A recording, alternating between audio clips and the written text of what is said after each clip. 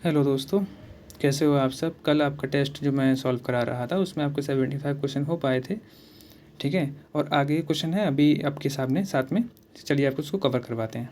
ठीक है, question number 76 रहा, बिहार में भू अभिलेख संरक्षण के उद्देश्य से कैथी लिपि पुनरुद्धार पहल के तार्किक क्रम को व्यवस्थित कीजिए।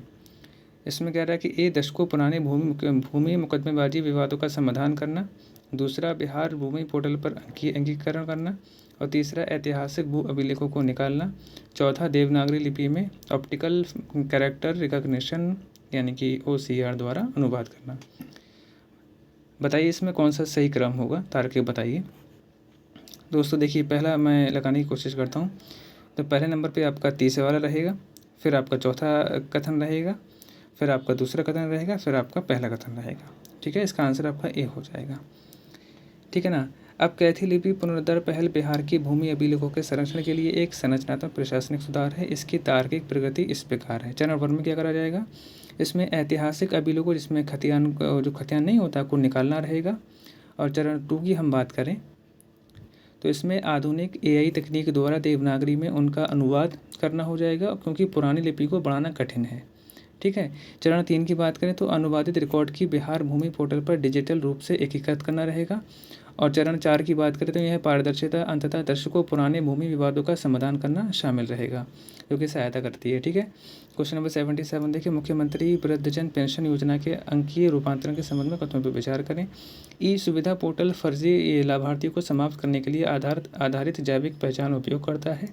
योजना के लिए पात्र होने हेतु नागरिकों को अनिवार्य रूप से केंद्रीय पारिवारिक पेंशन भी प्राप्त होनी चाहिए। दोस्तों इसका आंसर ए सही रहेगा और दूसरा वाला स्टेटमेंट गलत रहेगा। क्यों? क्योंकि समाज कल्याण की योजनाओं में दोहराव को रोकने के कड़े नियम हैं। यदि कोई नागरिक पहले से ही केंद्र सरकार की पारिवारिक पेंशन या सरकारी कर्मचारी की पेंशन प्राप्त कर रहा है तो वह इस राज्य पेंशन योजना के लिए पात्र नहीं होगा। क्वेश्चन नंबर 78 देखें। 78 में फिर मिलान की बात कर रहा है। दोस्तों मिलाने की कोशिश करते हैं। दोस्तों इसमें जो आपका बक्सर है तो वो आपका विशाल कोका कोला बॉटलिंग संयंत्र का उद्घाटन से रहेगा। और आपका जो सीवान है वो आपका 202 करोड़ की लागत से सरकारी चिकित्सा महाविद्यालय का उन्नयन के लिए रहेगा। आपका तीसरे पर शिवहर है। शिवहर तो वो आपका प्रति व्यक्ति आय रैंकिंग में सबसे निचला स्थान रहेगा। और डी जम्मू है, आकांक्षी जिला कार्यक्रम में शीर्ष 5 बेहतर प्रदर्शन करने वाले ज़िलों में शामिल रहेगा। इसका आंसर सी हो जाएगा। ठीक है, क्वेश्चन नंबर 79 देखें। बिहार छत पर बागवानी योजना शहरी तापदीप प्रभाव को सीधे तौर पर किसके माध्यम से कम करती है। रंगे हुए धरातल के माध्यम से सौर विकिरण को परावर्तित करके, कंक्रीट की संरचनाओं पर एक रोधक हरित परत बनाकर, शहरी गलियारों में हवा के वेग को बढ़ाकर, बागवानी व्यवस्था के ऊपर सौर पैनलों को अनिवार्य बनाकर। दोस्तों इसका आंसर भी रहेगा, यानी कि जो बिहार छत पर बागवानी योजना का शहरी तापदीप प्रभाव को सीधे तौर पर कंक्रीट की संरचनाओं पर एक रोधक हरित परत बनाकर माध्यम से ये काम करती है। क्वेश्चन नंबर 80 देखें। क्वेश्चन नंबर 80 कह रहा है कि उमंग पहल राज्य स्तरीय महोत्सव में कौन सी तकनीकी संस्थान समग्र विजेता बनकर उभरे हैं। GEC सीतामढ़ी, फिर GEC गया, GEC बक्सर और GEC मुजफ्फरपुर। तो दोस्तों इसका आंसर सी रहेगा, GEC बक्सर इसमें क्या बोलते हैं विजेता बनकर ये उभरा है। ठीक है, देखते हैं उमंग पहल के बारे में। उमंग पहल जो है बिहार के सभी राजकीय इंजीनियरिंग महाविद्यालयों, जिसको GECs बोलते हैं, के लिए आयोजित होने वाला एक प्रमुख राज्य स्तरीय खेल और सांस्कृतिक महोत्सव है। उमंग 2024 के इस संस्करण में राजकीय इंजीनियरिंग महाविद्यालय बक्सर ने बेहतरीन प्रदर्शन करते हुए समग्र विजेता खिताब हासिल किया है। क्वेश्चन नंबर 81 देखें। केंद्रीय बजट 2026-27 में उत्तर भारत में दूसरे राष्ट्रीय मानसिक स्वास्थ्य और तंत्रिका विज्ञान संस्थान की स्थापना की घोषणा की गई है। और कारण दे रहा है कि उत्तर के दूरस्थ और पहाड़ी क्षेत्रों में उपचार का क्षेत्रीय अंतर और उन्नत तंत्रिका संबंधी देखभाल सुविधाओं की भारी कमी को दर्शाता है। तो दोस्तों इसका कथन और कारण दोनों सही है, इसका आंसर ए हो जाएगा। क्वेश्चन नंबर 82 की बात करें। 82 कह रहा है कि भारतीय तटरक्षक बल यानी कि ICG इंडियन कोस्टल गार्ड ने अपने किस संस्कृत आदर्श वाक्य के तहत कार्य करते हुए अपनी 50वीं स्वर्ण जयंती है मनाई है। क्या वो नभा स्पर्शम दीप्तम है, व्ययम रक्षाम है, या संगनो वरुण है, या सर्वोत्तम सुरक्षा है। सर्वत्र सर्वोत्तम सुरक्षा। तो दोस्तों इसका जो आपका आदर्श वाक्य रहेगा वो बी रहेगा, यानी कि व्ययम रक्षाम। क्वेश्चन नंबर 83 देखें, कॉरपोरेट मामलों के मंत्रालय द्वारा शुरू की गई कॉरपोरेट मित्र पहल प्राथमिक उद्देश्य किसके माध्यम से एमएसएमई की सहायता करता है?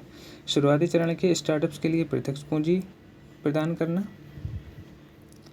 दूसरा, अंतर्राष्ट्रीय निर्यात रसद पाइपलाइन की सुविधा प्रदान करना। वैधानिक और वस्तु सेवा कर यानी कि जीएसटी रिटर्न भरने के अनुपालन जो अंतर है को पाटना।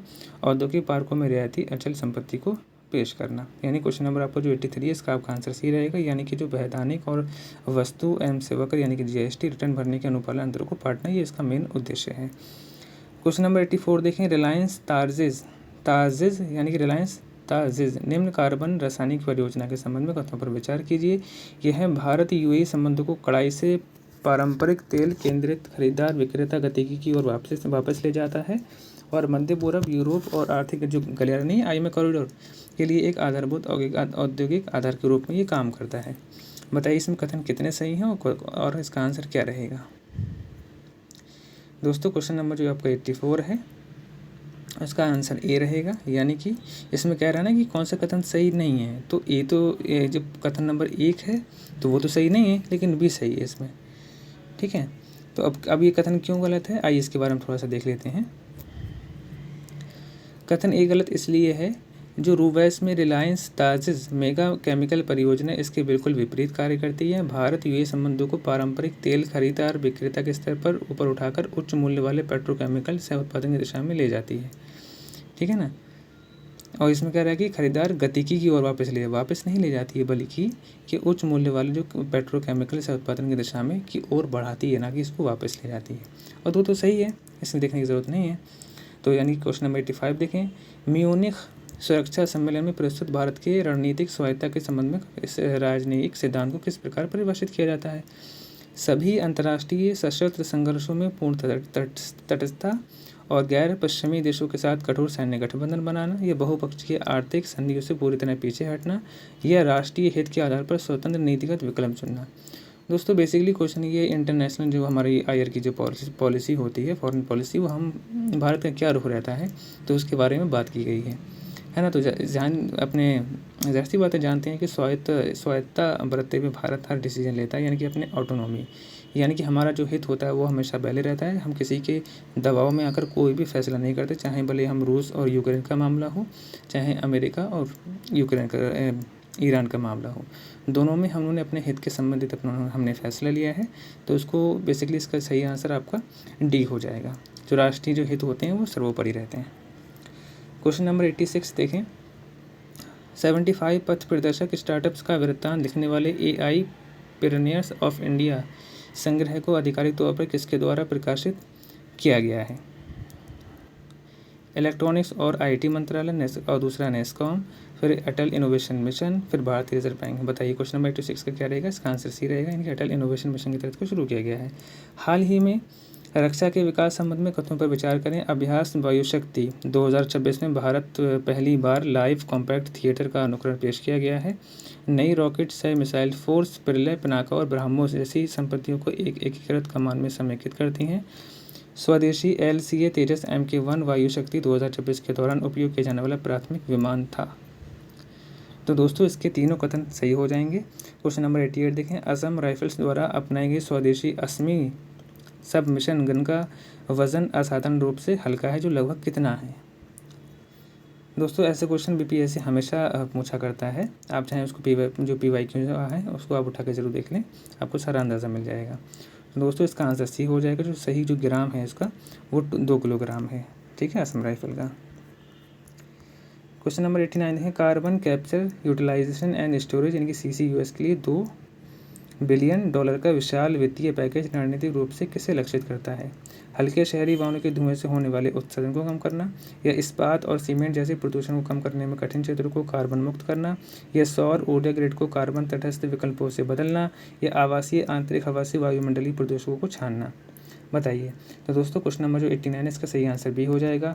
क्वेश्चन नंबर 90 देखें, 90 हाल के समाचारों में रही प्रमुख व्यक्तित्व के संबंध में कथनों पर विचार करें। वैभव सूर्यवंशी अंडर-19 विश्व कप इतिहास के सबसे युवा शक्तिवीर बने हैं, और रॉब जेटन ने नीदरलैंड के सबसे युवा प्रधानमंत्री के रूप में शपथ ली है। 3 राशिद खान विकेट लेने वाले पहले गेंदबाज बने हैं। तो दोस्तों इसका सही आंसर 1 और 2 यानी कि ए हो जाएगा। तीसरा गलत है, क्योंकि जो हालांकि राशिद खान के नाम कई रिकॉर्ड हैं, लेकिन अभी तक इतिहास में किसी भी गेंदबाज ने T20 में 1000 विकेट का असंभव जो आंकड़ा है नहीं छुआ है। जो वर्तमान अभी तक रिकॉर्ड देखें तो 600 है और 600 से 650 के आसपास है। ठीक है। क्वेश्चन नंबर 91 देखें। मार्च 2025 में बिहार के 43वें राज्यपाल के रूप में आधिकारिक तौर पर किसने शपथ ली है? RV अर्लेकर, आरिफ मोहम्मद खान, सैयद अता हसनैन या RN रवि?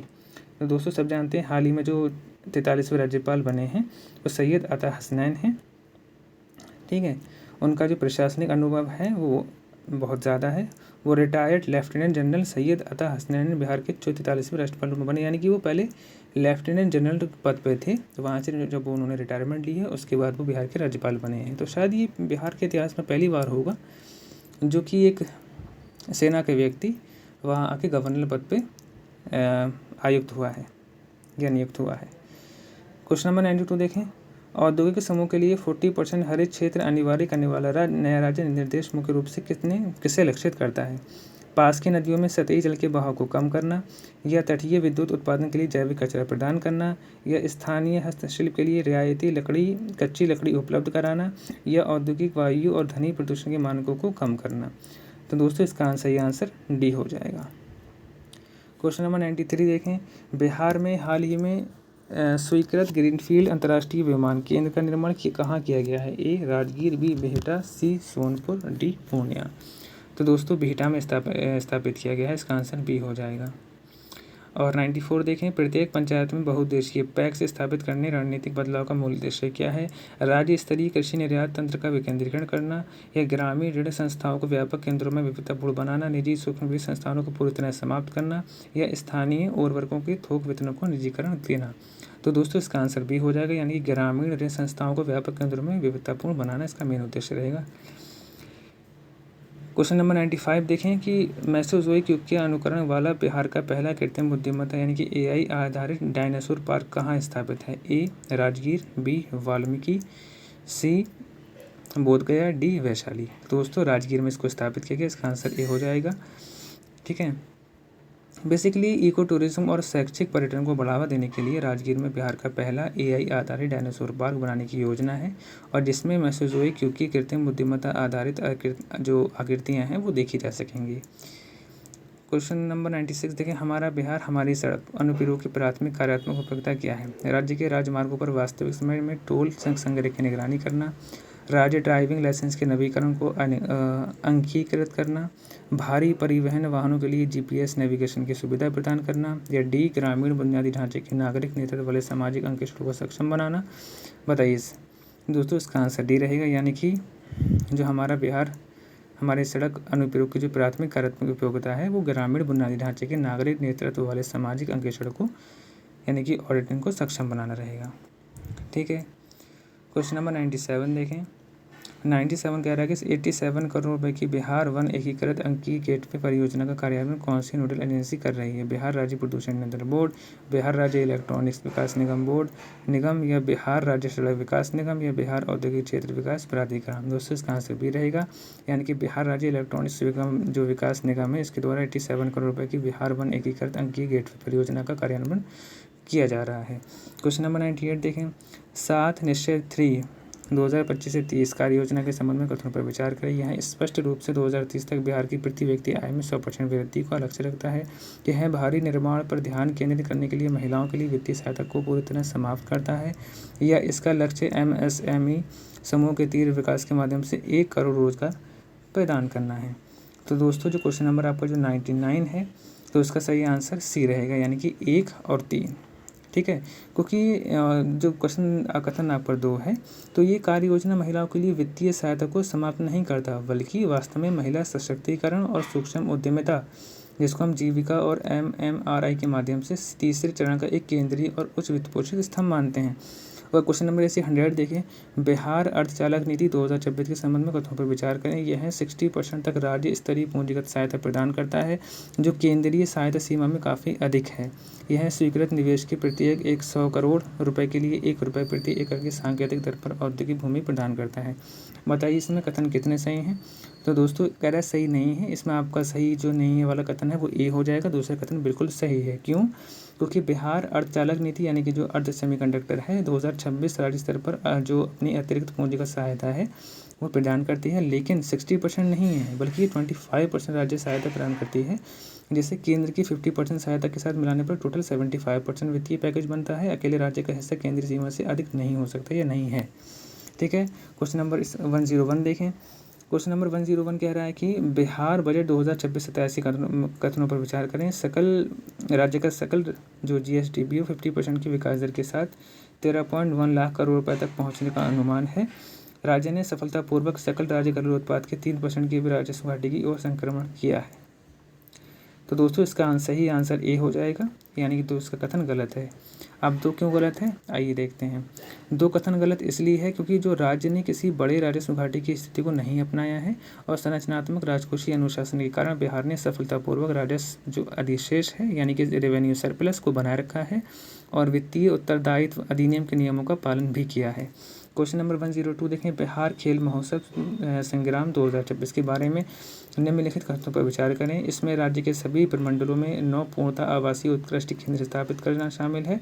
इसका लक्ष्य केंद्रीय निधि पर रोक लगाकर राष्ट्रीय खेलो इंडिया कार्यक्रम को पूरी तरह से बदलना है। या 3 ओलंपिक खिलाड़ियों की फौज तैयार करने के लिए विशेष रूप से 10 से 16 वर्ष आयु वर्ग के युवा एथलीटों को लक्षित करना है।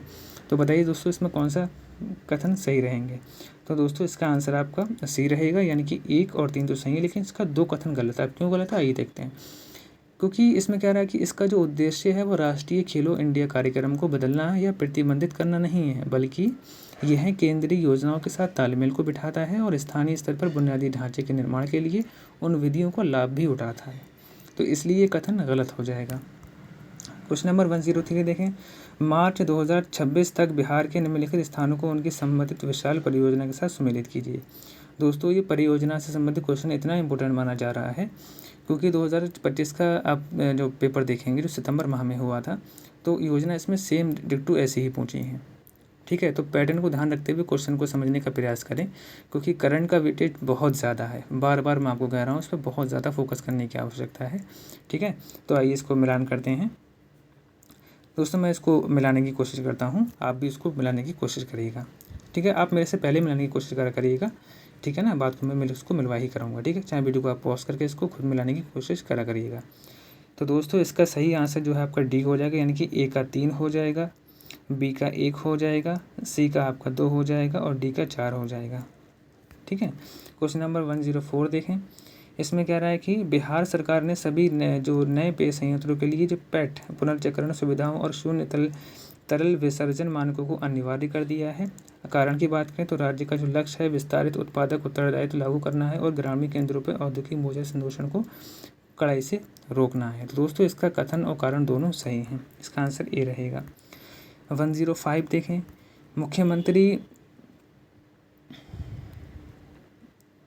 मुख्यमंत्री महिला रोजगार योजना के तहत महिला उद्यमिता को बढ़ाने की दिशा में तार्किक प्रगति को व्यवस्थित कीजिए।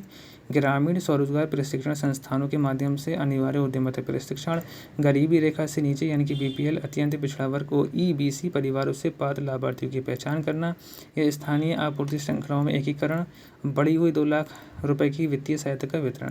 तो दोस्तों इसको क्रम से व्यवस्थित करना है, लगाइए आप लोग।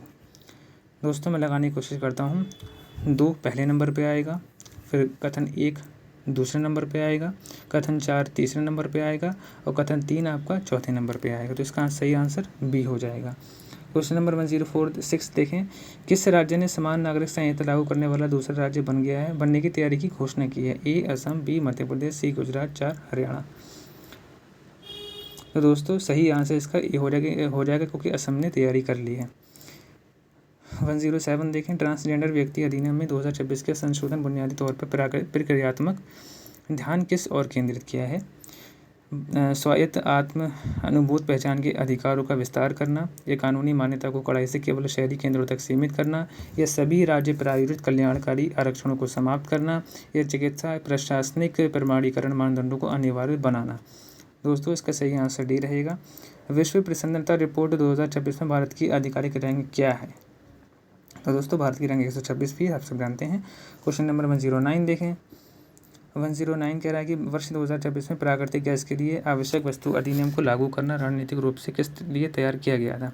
तरलीकृत पेट्रोलियम के वैश्विक निर्यात पर एक अधिकार करना, मूल्य झटकों के विरुद्ध घरेलू आपूर्ति श्रृंखला को प्राथमिकता देना, सभी निजी औद्योगिक निर्माण इकाइयों को बंद करना, पूरी तरह से नवीकरणीय सौर ग्रिड की ओर संक्रमण के लिए मजबूर करना। दोस्तों इसका आंसर भी रहेगा, यानी कि जो मूल्य झटकों के विरुद्ध घरेलू आपूर्ति श्रृंखला को प्राथमिकता देना इसका मेन उद्देश्य रहा है। जाहिर सी बात है दोस्तों, आप जानते हैं कि जो एलपीजी क्राइसिस था तो उसी को लेकर के जो अधिनियम है तो इसमें रूल रेगुलेशन में कुछ चेंज लाए गए थे। ठीक है, क्वेश्चन नंबर 110 देखें। इसमें कह रहा है कि पीएम ई ड्राइव योजना के विस्तार के संबंध में कथन पर विचार करें। इसका जो लक्ष्य है वो 3 लक्ष्य प्राप्त करना है, यानी कि जो 2030 तक 30% विद्युत वाहन पैठ दर का प्रतिनिधित्व करता है और ई रिक्शा को बढ़ावा देने के लिए विद्युत दोपहिया वाहनों के लिए सहायता पूरी तरह से वापस ले ली गई थी। तो दोस्तों सही आंसर इसका ए हो जाएगा और दो कथन इसका गलत हो जाएगा। क्यों गलत हो जाएगा देखते हैं। जो विद्युत दोपहिया वाहनों के लिए सहायता है यानी कि सब्सिडीज़ है को पुनर्गठित और सीमित किया गया है, लेकिन इसे पूरी तरह से वापस नहीं लिया गया है। ठीक है, तो इस योजना के तहत उन्हें अभी भी वित्तीय सहायता मिलना जारी है। क्वेश्चन नंबर 111 देखें, यानी कि क्वेश्चन नंबर 111। जैव विविधता पर 7वीं राष्ट्रीय रिपोर्ट के संबंध में कथनों पर विचार करें। इसने पुष्टि की है कि बाघ परियोजना की शुरुआत के बाद बंगाल टावर की जो आबादी 3 गुना हो गई है। इसने चेतावनी दी है कि 23 वैश्विक जैव विविधता लक्ष्यों में से 21 लक्ष्य 2030 की समय सीमा के लिए पूरी पटरी से उतर गए हैं। इसने घोषित किया है कि भारत ने आधिकारिक तौर पर अपने 33% राष्ट्रीय वन आवरण के जनादेश को पार कर लिया है। बताइए दोस्तों इसमें कितने कथन सही हैं। दोस्तों इसके तीनों कथन सही हैं, इसका एक्सप्लेनेशन की ज़्यादा आवश्यकता नहीं है। क्वेश्चन नंबर 112 देखें। संयुक्त राष्ट्र में भारत के स्थायी प्रतिनिधित्व ने इस्लामोफोबिया पर महासभा की बहस के दौरान पाकिस्तान की कड़ी निंदा की है और कारण दे रहा है कि पाकिस्तान ने रमज़ान के दौरान अफगानिस्तान में एक पक्षीय हवाई बमबारी अभियान चलाया, जिसके परिणाम स्वरूप बड़े पैमाने पर नागरिक हताहत हुए हैं। तो दोस्तों इसके कथन और कारण दोनों सही, इसका आंसर ए हो जाएगा। और क्वेश्चन नंबर आपका देखें दोस्तों, क्वेश्चन नंबर 113 देखें। भारत टैक्स 2026 में प्रस्तुत 5F विज़न की प्रगति के तार्किक क्रम को व्यवस्थित करिए। ए फैक्ट्री, दूसरा फर्म, फॉरेन, फैशन, फाइबर। तो दोस्तों इसका जो सही क्रम आपका रहेगा तो इसमें 2, 5, 1, 4, 3 यानी इसका सही आंसर सी हो जाएगा।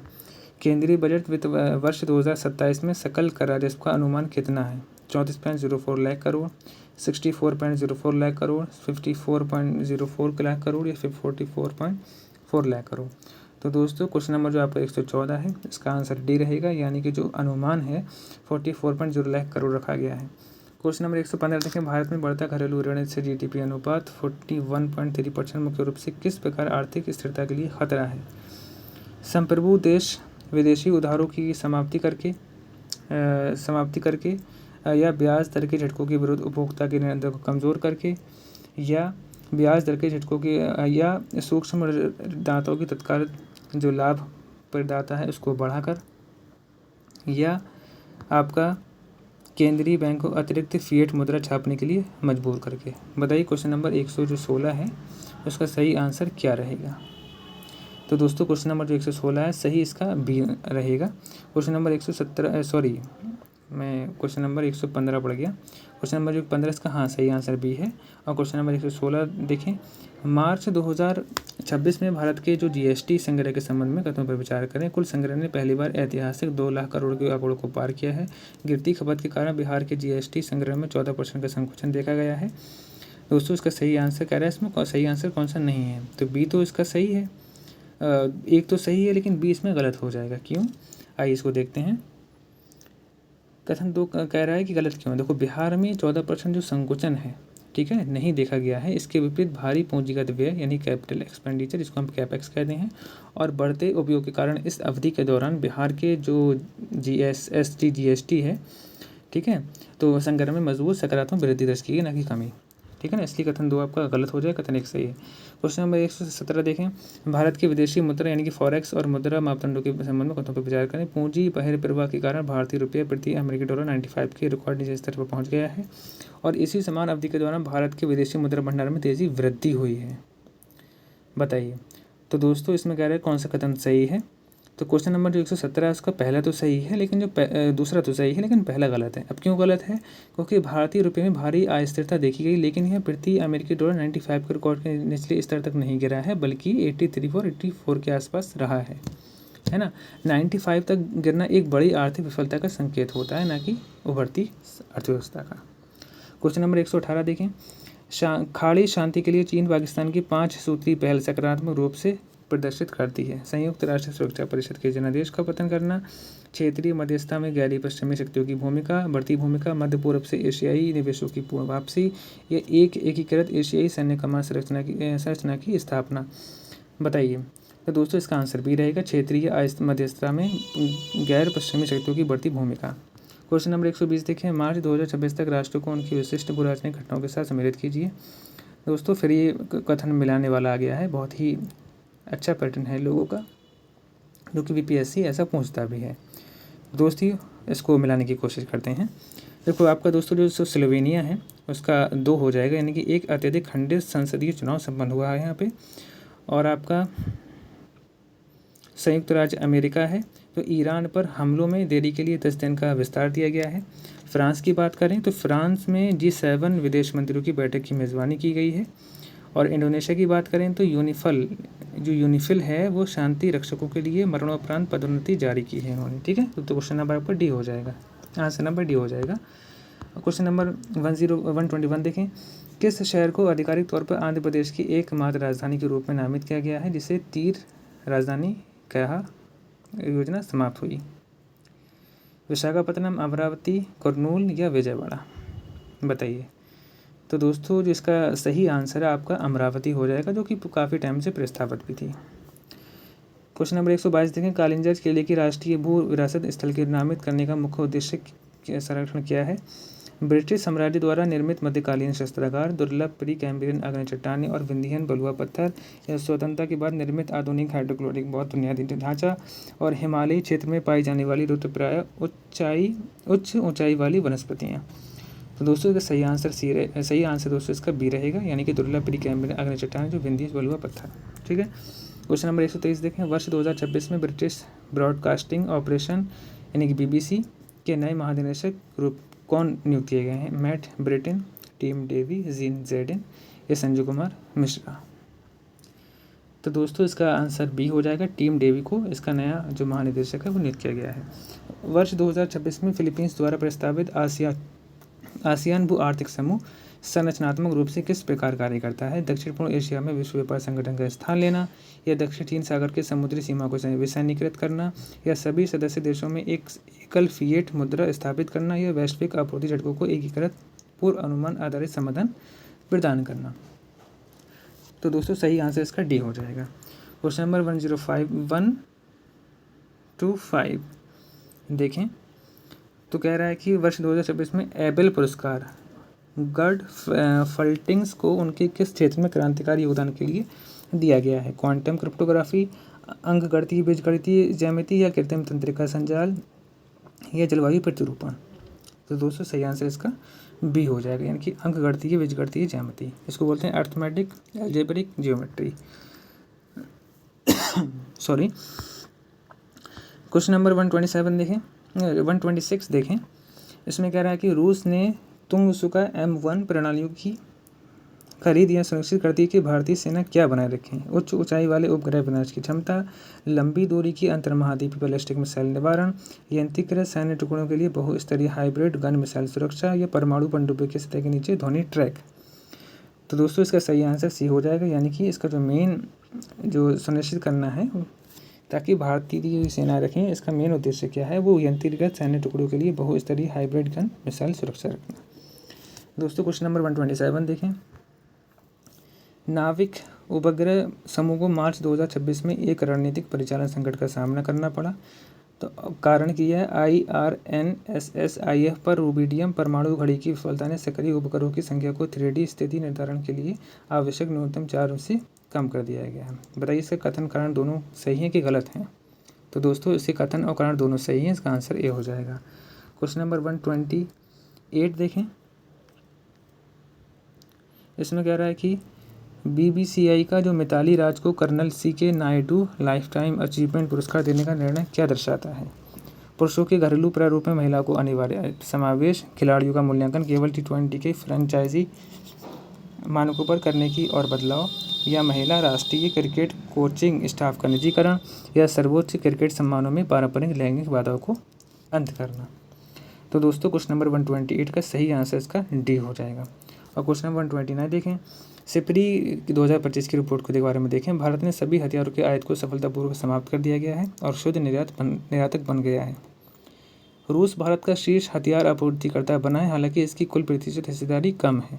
फ्रांस ने भारत को हथियारों के निर्यात में अपनी हिस्सेदारी से उल्लेखनीय वृद्धि की है। दोस्तों बताइए इसमें कौन सा आंसर सही है? सब लोग ज़ाहिर सी बात जानते हैं कि पहला इसका कथन गलत हो जाएगा, 2 और 3 सही हो जाएगा, क्योंकि पूरी तरह समाप्त हमने देखो भारत आत्मनिर्भरता में आगे कदम बढ़ा रहा है, काफ़ी हद तक हम आत्मनिर्भर हो भी चुके हैं, लेकिन अभी पूरी तरीके से हमने सफलता हासिल नहीं की है। ठीक है, तो इसलिए कथन इसका एक गलत हो जाएगा, बाकी 2 और 3 सही हो जाएंगे। क्वेश्चन नंबर 130 देखें, विश्व वायु गुणवत्ता रिपोर्ट 2026 के बारे में है। नई दिल्ली को लगातार चौथे वर्ष दुनिया की सबसे प्रदूषित राजधानी का दर्जा दिया गया है। रिपोर्ट अंतिम रैंकिंग निर्धारित करने के लिए कार्बन डाइऑक्साइड को एकमात्र मापदंड के रूप में उपयोग करती है। दोस्तों ऐसा नहीं है, पहला इसका सही है, दूसरा गलत हो जाएगा। सही आंसर इसका केवल 1 होगा। 131 देखें, भारतीय वायुसेना आधुनिकीकरण रोड मैप 2026-27। इसमें MRFA कार्यक्रम के तहत 114 अतिरिक्त राफेल विमानों की खरीद शामिल है। इन वैश्विक एरोस्पेस निविदाओं के लिए अनिवार्य रूप से 45 से 50% मेक इन इंडिया घटक का प्रावधान किया गया है। तो दोस्तों सही आंसर इसका सी हो जाएगा। क्वेश्चन नंबर 132 देखें, प्रयोगशाला में विकसित भोजन नली की सफलता में के संबंध में है। यह रोगी की अपनी कोशिकाओं का उपयोग करके मचान और मूल कोशिका दृष्टिकोण पर निर्भर करता है। यह अंग अस्वीकृत जोखिम और प्रतिरक्षा दमन की आवश्यकता को पूरी तरह से समाप्त कर देता है। तो दोस्तों इसमें कह रहा है कौन सा कथन सही नहीं है, ठीक है ना, तो कथन तो दोनों सही हैं, तो इसका सही आंसर डी हो जाएगा। क्वेश्चन नंबर 133 देखें, साहित्य पुरस्कार और उसकी मान्यता को वर्ष, इसको मिलान करना है। देखो दोस्तों इसको मिलान करने की कोशिश करते हैं। तो दोस्तों उसको जो ममता कालिया हैं, तो उनका जो सही मिलान है वो साहित्य अकादमी पुरस्कार हिंदी इनको दिया गया है। और आपका जो नवतेज सरना है, इनको व्यास सम्मान 2025 से नवाजा गया है।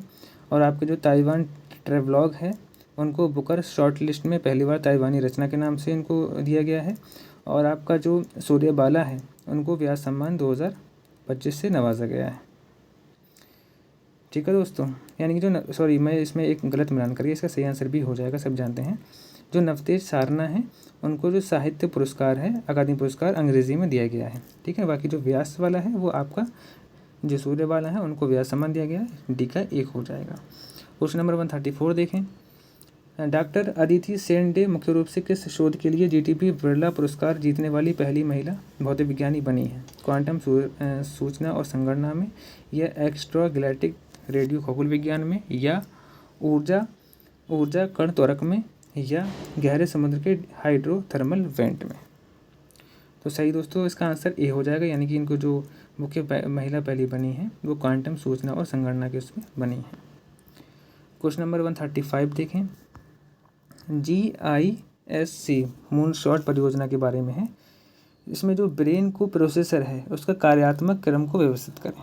ठीक है, पहला है इसमें एम्बेडेड न्यूरोमॉर्फिक AI के माध्यम से डेटा का प्रसंस्करण, संकेतों को वापस तंत्रिका प्रत्यंशता में प्रांतस्था में कोटबद्ध करना, या मस्तिष्क में से प्राथमिक तंत्रिका संकेतों का विकोडन करना, या शारीरिक संबंधी कार्यों की बहाली करना। तो दोस्तों सही मिलान लगाते हैं इनका, तो इसका 3, 1, 2, 4 इसका सही आंसर सी हो जाएगा। 136 देखें, 2026-31 की अवधि के लिए खुदरा मुद्रास्फीति लक्ष्य के संबंध में है। भारत सरकार ने भारतीय रिजर्व बैंक के परामर्श से वैश्विक ऊर्जा झटकों को देखते हुए मुख्य लक्ष्य को 4% से संशोधित करके 5% कर दिया गया है। ठीक है, यह लक्ष्य भारतीय रिजर्व बैंक अधिनियम 1934 के तहत कानूनी रूप से अनिवार्य है और इसे विशेष रूप से थोक यानी कि WPI का उपयोग करके मापा जाता है। तो दोस्तों क्वेश्चन नंबर आपको 38 है, इसका सही आंसर ए हो जाएगा। 36 का सही आंसर सी हो जाएगा, यानी कि दोनों कथन बिल्कुल सही हैं। क्वेश्चन नंबर 37, सॉरी यार मैं इसको गलत पढ़ गया। क्वेश्चन नंबर 36 है, इसके दोनों कथन गलत हैं। आइए देखते हैं क्यों गलत हैं। ठीक है, इसमें कह रहा है कि भारत सरकार और आरबीआई ने राजकोषीय अनुशासन बना रखा है। मुद्रास्फीति का जो मुख्य लक्ष्य है वो 5% नहीं किया गया, बल्कि कड़ाई से 4% पर ही स्थिर है। ठीक है, कथन 2 क्यों गलत है? इस लक्ष्य को विशेष रूप से उपभोक्ता मूल्य सूचकांक यानी कि सीपीआई को उपयोग करके मापा जाता है, ना कि डब्ल्यूपीआई का। ठीक है, तो इसलिए कथन डी दोनों गलत हो जाएंगे। 37 देखें, पटना में नवनिर्मित अर्थशिला केंद्र वास्तुशिल्प और सांस्कृतिक रूप से महत्वपूर्ण है, क्योंकि इसमें मुख्य रूप से क्या है? भारत का पहला पूरी तरह से सौर ऊर्जा संचालित घूमने वाला सभागार, ध्वनिकी के लिए डिज़ाइन किया गया एक पारंपरिक केबल बांस का ऊपरी ढांचा, या दोहरे सांस्कृतिक दीर्घाओं को जोड़ने वाला एक लटका हुआ कांच का पुल, या ग्रीक एम्फी थिएटर से प्रेरित एक भूमिगत मंचन सुविधा। तो दोस्तों सही आंसर इसका सी हो जाएगा, यानी कि दोहरे सांस्कृतिक दीर्घाओं को जोड़ने वाला एक लटका हुआ कांच का पुल। क्वेश्चन नंबर 38 देखें, रायसीना डायलॉग 2026 का मुख्य विषय क्या था? जिसका उद्देश्य एक खंडित दुनिया में वैश्विक उत्तर और वैश्विक दक्षिण के बीच एक सेतु के रूप में भारत की भूमिका को मजबूत करना है।